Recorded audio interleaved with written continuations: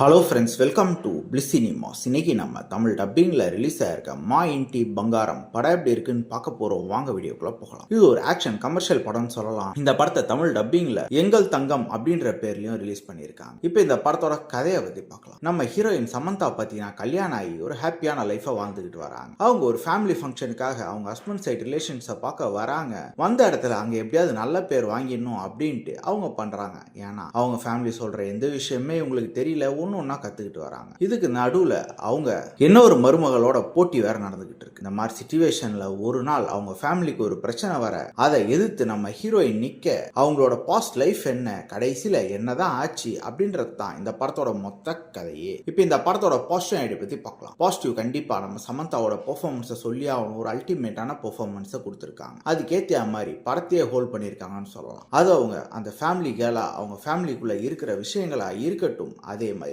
Action போர்ஷன்ஸ்லயா இருக்கட்டும் மிரட்டி விட்டுருக்காங்கன்னே சொல்லலாம். காமெடியும் அங்கங்க ரொம்ப நீட்டாகவே பண்ணி கொடுத்துருக்காங்க. ஒரு மாஸ் ஹீரோ பண்ண வேண்டிய சப்ஜெக்டை அப்படியே நம்ம சமந்தா வச்சு இந்த படத்தை எடுத்திருக்காங்கன்னே சொல்லலாம். இந்த படத்தோட ஃபர்ஸ்ட் ஹாஃப் பொறுத்தளவு பார்த்தீங்கன்னா அங்கங்க பல இடங்கள்ல காமெடி போர்ஷன்ஸும் ஃபேமிலி பாண்டியும் வச்சு காமிச்சிருக்காங்க. அதெல்லாம் பார்க்கறதுக்கு இன்ட்ரெஸ்டிங்காகவே இருந்தது. ஆனா என்ன செகண்ட் ஹாஃப்ல பார்த்தீங்கன்னா ஒரு சில இடங்கள்ல படம் ரொம்ப ஸ்லோவா போகுது. ஏன்னா அங்க கண்டென்ட்டே கிடையாது, ஒன்லி ஆக்ஷனை மட்டுமே வச்சு மெருகேற்றி இருக்காங்க. அதே மாதிரி இவங்க வில்லன் கேரக்டர் இன்னும் கொஞ்சம் பெட்டரா இன்னும் கொஞ்சம் ஸ்ட்ராங்கா இருந்தா நல்லாவே இருந்திருக்கும். மொத்தத்துல என்கிட்ட கேட்டீங்கன்னா இது ஒரு யூஷுவலான டெம்ப்ளேட்டான ஒரு படம் தான். வேணும்னா ட்ரை பண்ணி பாருங்க. இந்த படத்துக்கு நம்மளோட ரேட்டிங் 10க்கு 6 மார்க் கொடுக்கலாம். அதுவும் சமந்தாக்காக மட்டும்தான். இன்னொரு வீடியோல சந்திக்கலாம்.